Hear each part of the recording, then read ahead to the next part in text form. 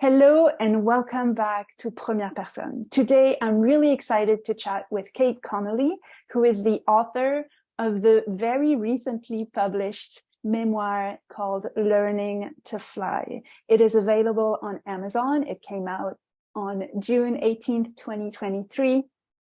In it, she says that exposure to small t traumas, which are interferences with one's sense of psychological safety, are more common than we realize, and this can ultimately lead to destructive coping mechanisms and behaviors. In this book, she shares her experiences as well as her continued healing journey, what this has been like and how it has helped her to go from surviving to thriving. She believes that being open about sharing and processing our small t traumas will enable us to alchemize them into something beautiful on an individual and collective level. And she invites us all to start a movement. She is so in line with the umbrella of this Première Personne podcast, which is the power, the transformative power of first-person narratives, both at an individual and collective level. I helped Kate self-publish her book and write it in the first place. If that is of interest to you, on August 23rd, 2023, I'm doing a free workshop / masterclass on self-publishing, where I'm going to give you 5 very simple steps so you can become a self-published author this year. The world needs your words, and it is high time for you to share all that gold, that juicy knowledge and art that you've been hoarding inside of you. Now, if you want to attend that, the link is in the chat. I can't wait to help you and to remove any roadblocks for you. But for now, please welcome the wonderful Kate Connolly.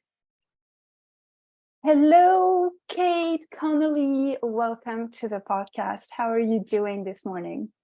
Hi, Brune. I'm doing really, really well. And thank you so much for having me on the podcast. I'm so excited to chat with you. First of all, can you give our listeners an idea of where you are in the world, if you can paint us a picture? Yeah, of course. So I am currently sitting in my flat in London, which is where I live, southwest London in Battersea. It's a beautiful day outside. Here with my cat Pom Pom, and yeah, that's where I am. Amazing. You recently published, I announced it in the intro, a book that you wrote quite quickly. You wrote it in the span of a few weeks. It is called Learning to Fly, and you self-published it. You never thought of yourself as a writer, which I think is an important thing to tell our listeners, to invite them to start writing, and to not get hung up on even the word.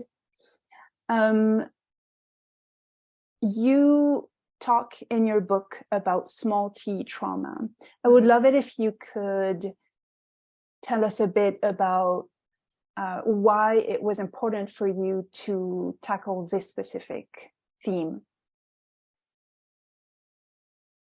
Yeah, of course. So as you said, I joined your Writers Challenge and we had 8 weeks to publish a book. And when I sat down to start writing, I didn't have a fixed idea in mind.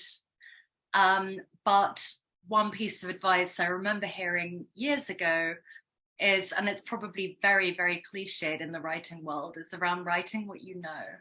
And so I started to write my story, and I wanted to talk about sort of my experience, but also really, I mean, I've been, as you said, my book is about small t trauma, which sounds like quite a heavy subject, but I think the book is more about the healing than the trauma.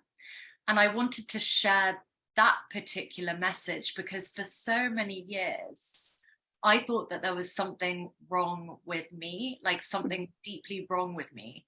And actually, when I learned through reading and research and therapy, etc., that actually no, what I had was like this small t trauma, it just it gave me so much space to begin my healing journey. And I think it's something that I really believe would resonate with a lot of people in today's world. And that's why I wanted to share, that it's possible to kind of move beyond that paradigm if it's something that, resonates with whoever picks up the book, and almost to have like this second chance of life. Definitely. I love it. Small t trauma, the term, there's the adjective small in it. So one might think it's not that important, or it's not, it can't have a big impact. Could you speak to, in your particular story, what impact it had on your life? Yeah, of course. So small t trauma, I definitely don't think it's a medical term, but essentially what it is, and I think that in common parlance, kind of psychologists differentiate between small t and big T trauma as a way to make people understand in layman's terms. So big T trauma is almost those objectively traumatic events, like living through a war, living through abuse, living through a death or a murder. Small t trauma is much, much, much harder to define because it's subjective, and it's very much dependent on the experience of the person. And the way in which I define it is sort of a constant infliction on one's sense of psychological safety that essentially causes damage to one's sense of self. There's been a lot of interesting research done on what it does to the brain, and that is by medics, far, far more qualified than me to talk about that. But it does have a huge impact. And for me, the way in which it presented was that it was kind of that small, repetitive, emotional, I'm trying to find the right word, sorry. Yeah, when I was kind of growing up, I never felt safe, because I never felt like I had space to be myself. And I always felt constantly like I was being either shut down or muted or having to walk on eggshells, and I didn't understand the rules. So I was kind of trying to make it up as I went along. But what happened actually was that I ended up retreating very, very far within myself, and I internalized everything. And all of the messaging around me, I was interpreting as there's something wrong with you. You're too much, you're too big, you're too loud, you're too this, or, you're not enough. So it was kind of very confusing as well. And that was, it had an impact on me that stayed with me throughout the rest of my life until I really started my healing journey. And for me, as I said, I internalized everything, and it led to very maladaptive coping mechanisms, particularly drinking too much. So I'm a recovering alcoholic. I've been in recovery for over 6 years now, and that was really the first step of my healing. But there were others as well: eating disorder, low-level self-harm, inability to form relationships, etc. Fantastic. Thank you for sharing that. I wonder, would you feel comfortable letting us into maybe a couple of things that were told to you when you were a kid that made you then internalize those messages? Yeah, so I was literally told, repeatedly, there is something wrong with you. Mm. And that was because I wasn't behaving in this kind of perfect way. I was a child. I was making a mess. I was getting sick, whatever it was. But according to my kind of primary carers, that was intolerable. And so they would tell me, there's something wrong with you. There's something wrong with you. And that was kind of a messaging that I really, really, really internalized and then sort of projected outwardly into all of my relationships from when I started school. Mm. Right. You mentioned that at one point in the book, you mentioned that at one point you entered an all-girls school, if I recall correctly, and Yeah. that you were again missing the playbook. Can you elaborate on that? Yeah, so when I was 12, I desperately wanted to go to boarding school because I wanted to get away from my home environment. And I kind of thought that taking myself out of an environment and putting myself into another one would be a kind of would help to fix me. And what I didn't realize was that, I was still taking myself with me with all of those internalized self-beliefs of being less than, of being not good enough, being, something wrong with me, etc. Went into this very English boarding school, and there were a lot of unspoken social rules. So, and a lot of, so people traded in social currency. So how many generations of your family had been to the school, what your last name was. And then on the sort of flip side of that were the external things like how rich you were, how thin you were. And this was also in the kind of late 90s, early 2000s, and thin was very much in. And so it was definitely not the place that I needed to be to feel safe. And it wasn't a very pastoral environment. I see. You then describe in the book how in your young adult years, you are still a young adult, Kate Connolly, but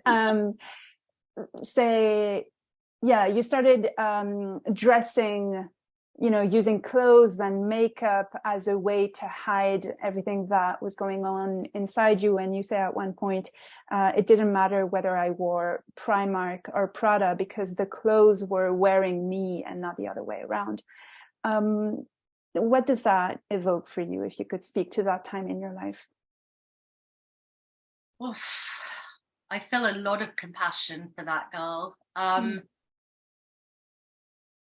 Really, what it evokes is that memory of if I could persuade people on the outside that I was lovable because I was beautifully dressed and, in my makeup and looking good, basically, that would translate to other people believing that I was lovable and enough, and therefore somehow I would believe that I was lovable and enough. But of course it didn't work because underneath the clothes, I was still there, and it was just like wearing a mask. And it's, it's not sustainable to wear a mask the whole time. And so there was almost this, the feeling of the clothes wearing me, in that they had that much power over me. And it was all there on the outside, but then on the inside, I was so worried that if someone really saw me, that I would crumble. Right. You talk about your healing process in the book, and I just realized that, you said in your childhood you didn't have a playbook, and I feel like you provided us with a playbook of what it looks like to reckon with someone's small t trauma for themselves, and then what a healing journey can look like. I absolutely loved your book, and every time, I've told you this before, every time I picked it up, it was like I was receiving the exact message that I needed to hear that day. I learned a lot. First of all, I connected with you, but I also felt seen by you sharing your story. And I want to read, just to give the listeners a sense of the beautiful language that you use and how you invite the reader into your story to encourage them to then own their own. So this is a quote from one of the chapters. You say, during the healing, I allowed my inner child to express herself and to come into the light. I told her that I loved her and that I did not believe that she was a liar. Because she had been trapped in this small, dark space for so long, she appeared pale and frail and covered in scars. And there was a part of my present self that automatically wanted to reject her for her external appearance, as though it might become visible to the world. Now the memory was out in the open. You continue and say, in my mind, she brought me up to a very old oak tree and took my hand. She asked me to feel all of its knots and gnarls on its trunk. And by doing so, she showed me that its scars and imperfections, which can actually make us beautiful, majestic, and resilient. As I integrated and moved past this memory, I could no longer feel the poison of it in my body. How does it feel to you to hear your own words reflected back to you? It's pretty resonant, because that particular processing was pretty recent. And yeah, I mean, it sounds kind of my healing so this particular excerpt from the book, is talking about sort of my processing during EMDR, which is one of the modalities of healing that I've been engaging in for the past year. And it's a well-known modality for processing big T and small t trauma, actually. For me, it's been very visceral and very, very visual.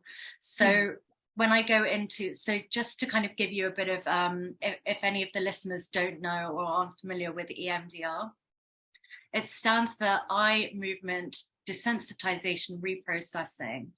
And it asks the sort of not the patient, but the person who is doing the EMDR to engage sort of both sides of their brains. So you do it by sort of either tapping on alternate sides of your body, or sometimes people wear headphones and a noise alternates between the two different ears. And the idea is that you revisit the traumatic experiences whilst this is happening, to enable you to process it with your whole brain, because trauma is often very much trapped within sort of one part of your brain. So yeah, that's sort of it's been, for me, it's been really, really powerful. And for me, it's involved a lot of revisiting experiences that I had as a child. And the way in which I've sort of visualized that is me now being able to go back to my inner child and to ask her, you know, what she wants, what she needs, to ask her to invite her to heal, to bring her into the present, and to help her to feel safe. Because actually, one of the things about small t trauma, it's a lot about, you know, the impact that it has on the individual and how it stays with you.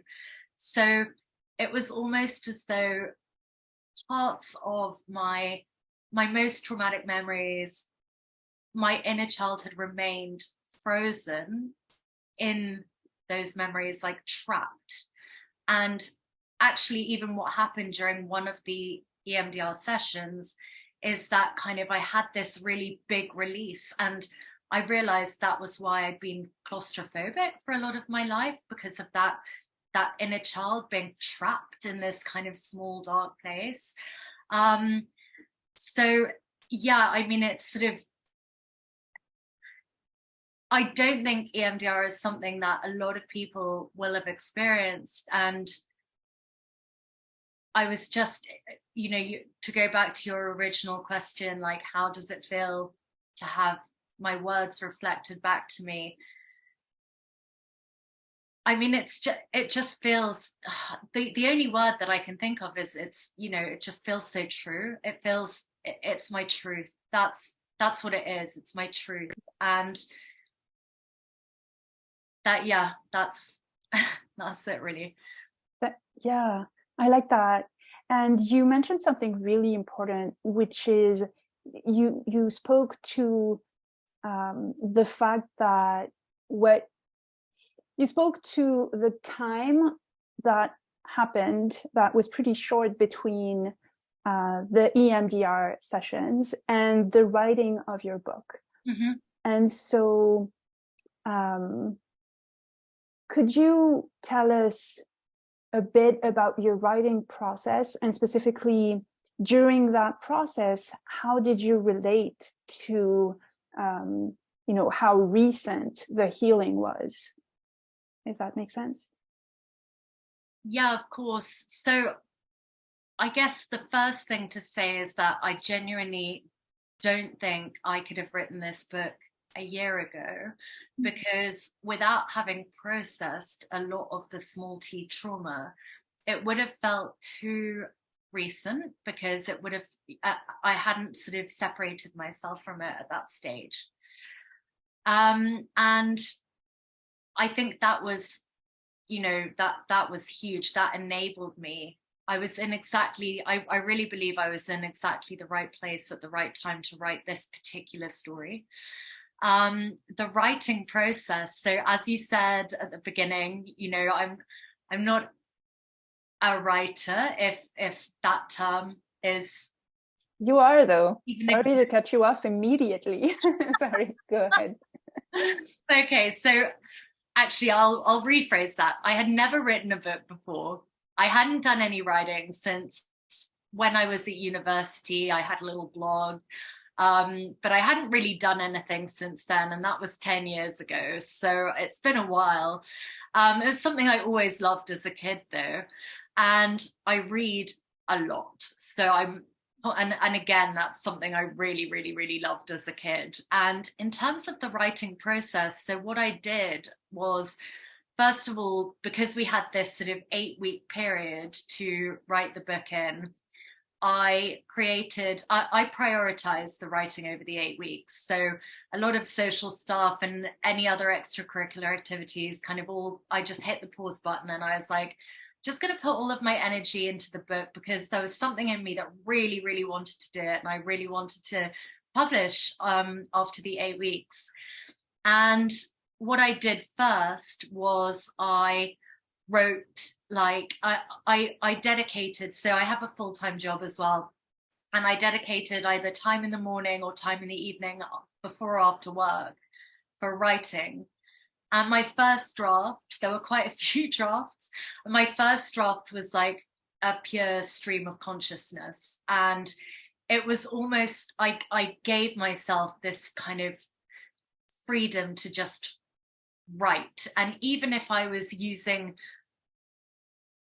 unsophisticated language, or just, I was literally writing as a stream of consciousness and just letting it all come out. And it felt very much like that. It felt almost like this had been inside me, and I was just like putting it onto the paper. And then I kind of finished that. So I finished the first draft. And then I sort of had this, it wasn't really like a freak. So I knew in my head, you know, the next step was that I needed to revisit it and order it and edit it and etc. etc. And I don't know if you remember, so we used to have our weekly check-ins. And I think it was about sort of 3-4 weeks, and I'd finished this kind of stream of consciousness, and I'd printed out the manuscript because I thought maybe, oh, it's going to be easier to edit it in a printed version. So I was like, okay, that's fine. So it was in my bag, and I had this, I almost went into this kind of like freeze state, and I didn't want to take it out of my bag. And it was in my living room where I'm sitting now, and the book felt like this presence. So I don't know if you've seen the film Jumanji, and the board game is the kids can hear this board game that has a presence in it, kind of vibrating, like they hear this kind of drumming vibrating under the bed or wherever the game is kind of put. And that's almost what it felt. I kind of felt the book kind of vibrating, and to be honest, like it made me feel a bit scared of it. I was like, wow, this thing really has a life. And so I almost had to like walk away and leave it, and then I picked it up again, and then I started editing. And actually, to be honest, that was the bit that I really really really enjoyed, like spending time on it. A friend of mine said that when you're editing your own work, it's almost like chipping away at a block of marble, and you almost you know when you kind of got there and it's right. And I sent one chapter to a friend who's a writer and asked her to read it and give me some feedback. And again, that was like, I was absolutely terrified. I was like, what if she comes back and tells me it's dreadful, or, you know, whatever. And anyway, she came back with some great feedback, really helped me. And I just kept working on it and got it done. And I think the other thing that was really great was having that 8-week kind of almost deadline to write it in, because it's the kind of thing that I feel like, had I not had a hard stop, I could have kept going on it forever. I mean, it's a short book, it's like a dissertation length, and you know, there is more to say about this topic for sure, but I think it really helped having that deadline, and at having, you know, getting the book in my hands at the end of that felt really amazing. Oh, thank you. So many juicy things in what you just said. One of them is you did feel like there is always going to be more to say. And so can you tell us how it felt to actually let this one be done, and then how you now, a few weeks after it came out, relate to maybe what might come after? Did it make you want to write more, or do you feel like you're done, or how is it for you? When the book was sort of published and I ordered a copy and held it in my hands, that was an amazing feeling. And to be honest, I think this book, for, you know, what it is, I feel good about it. It feels, you know, in and of itself, it's reflective of that moment in time. And yeah, it's something I feel incredibly proud of.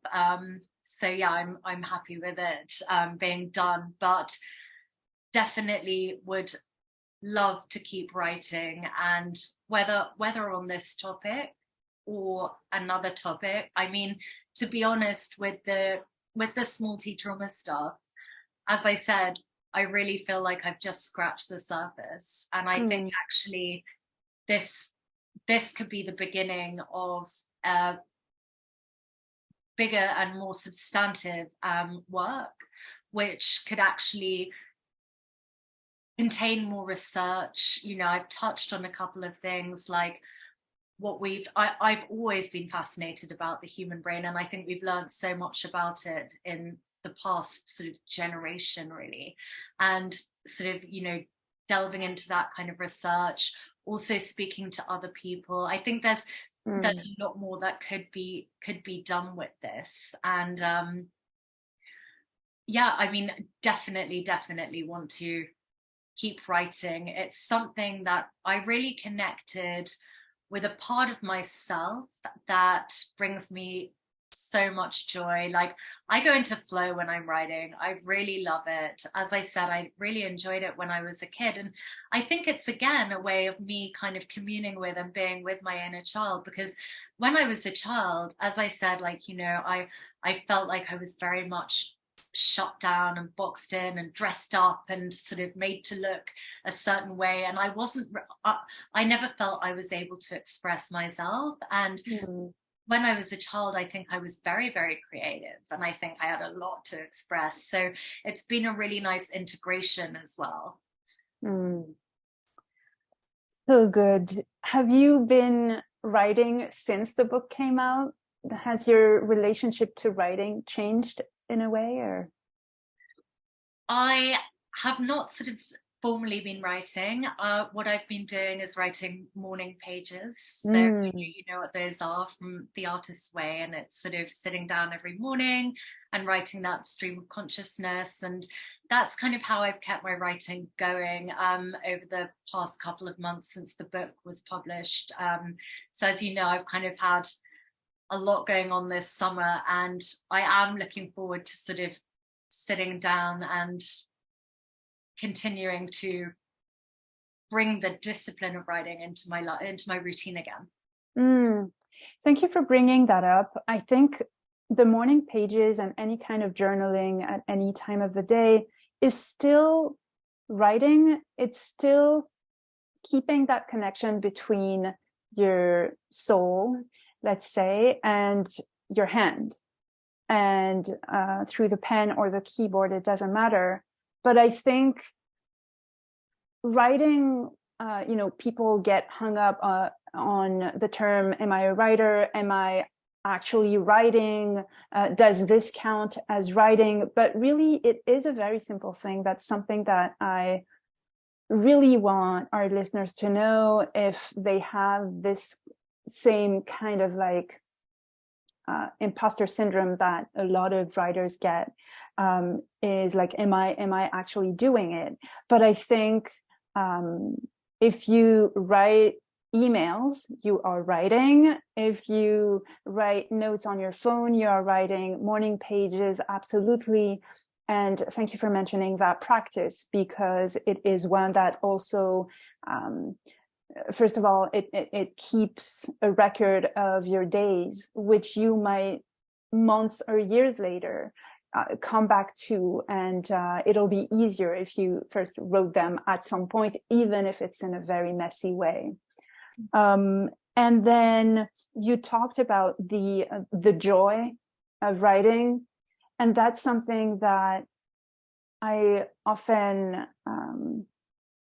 help writers with, is to keep that relationship to their joy in the act of writing. Sometimes we have a lot of frustration. You mentioned, you know, the book was vibrating in your bag. And sometimes it's hard also because we are faced with our own story, and of the idea of, oh, what are people going to think? Can I share this way? Should I rephrase? And it can be an endless, endless thoughts. So I'm so glad you told your story in this book in a way that is really inviting for the people, and as in a way that is very also structured. So there's gorgeous language, and then there's a structure, very straightforward chapters that I really appreciated. Can you tell us how you constructed the structure? What sort of, if you can talk about the chapters a bit. Oh, that is a good question. Yeah. I just also want to kind of reflect on something you said just now, if you don't mind. Absolutely. Which is about when you said sort of we question ourselves, am I a writer, etc. And I think we live in this world where a lot of people, you know, are presenting what they do to the world on social media. So this is automatically opening up this, you know, inviting people to comment on or critique. And I'm not just even talking about trolling, even, you know, everything has a rating now. And so I think what that sort of leads people to think is that, okay, there must be only one way of doing something right, of doing something that will get, you know, the followers or the stars or, you know, whatever it might be. And it's sort of, for me, you know, without sort of wanting to criticize that, it also feels a little bit short-sighted, because I think that one of the things that, if I look back, and I'm going to look to artists who, you know, particularly they often lived in communities, etc., but there was no social media. And so I think that as a result, they had that sort of freedom and space to break new ground and break, you know, discover new ways of doing things. And I think writing can be like that as well. So I think that, you know, people as you said, you know, if you write an email, if you write notes in your phone, whatever it is, journaling, you're a writer. And there's not, I guess what I'm trying to say is that there's not just one way of doing something, and it's not black and white, it's not binary, there's this huge gray area, and that's what makes it really beautiful. And to be honest, Brune, that's something which I think you really create space for in your workshops, and that's something which you definitely allowed me to tap into. So thank you so much for that, and thank you for touching on that just now. Thank you. Thank you.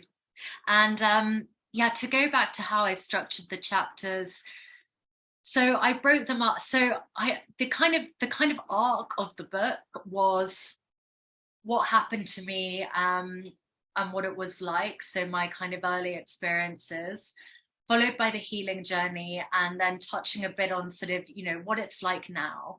Because as I said, I really feel like I've had almost two lives, and I'm living my kind of second life now. I got this huge second chance.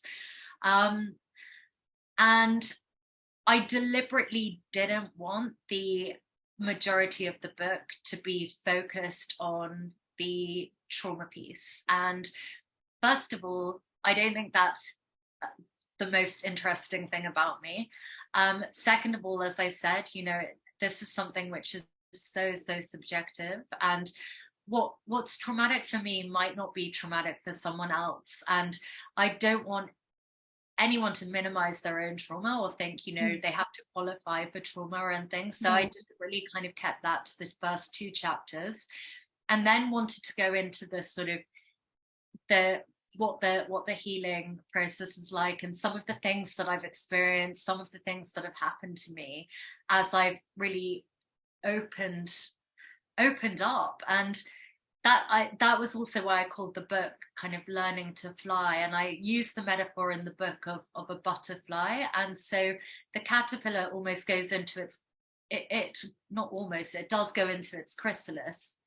And that's what my kind of trauma was like. I was in this chrysalis. It was like this hard shell, this hard exterior shell around me. And then it has to almost digest itself. So it turns into this kind of like mulch. And that is sometimes what I felt like when I started opening up and talking about and healing. And that's really hard because I felt very vulnerable, very exposed. And then ultimately what happens in the caterpillar's journey is that it turns into the butterfly and goes out into the world and sort of flies. And so that's kind of, for me, that's the perfect visual of like what my healing journey has been like. And I think, yeah, the rest of the chapters were kind of informed by that arc, and so that was sort of how I structured it. And each chapter has its own little themes. So, yeah. I love it. Thank you so much for chatting with me today and for writing your book. Your book is a gift. It was a gift to me. It is a gift to the world. There are not enough stories of small t trauma in particular, but also I really want to encourage everyone to own their story and share it in whatever way they feel called to do so. For some people, it's going to be through song. For some people, it's going to be through painting, whatever the medium. But what would be sort of a final, say, piece of advice, maybe something you've learned through this writing process, to people who are hesitant to either write or self-publish? Oh, I love that question. So I think my final piece of advice would be to honor yourself and honor your own story. And it was something that I grappled with in terms of,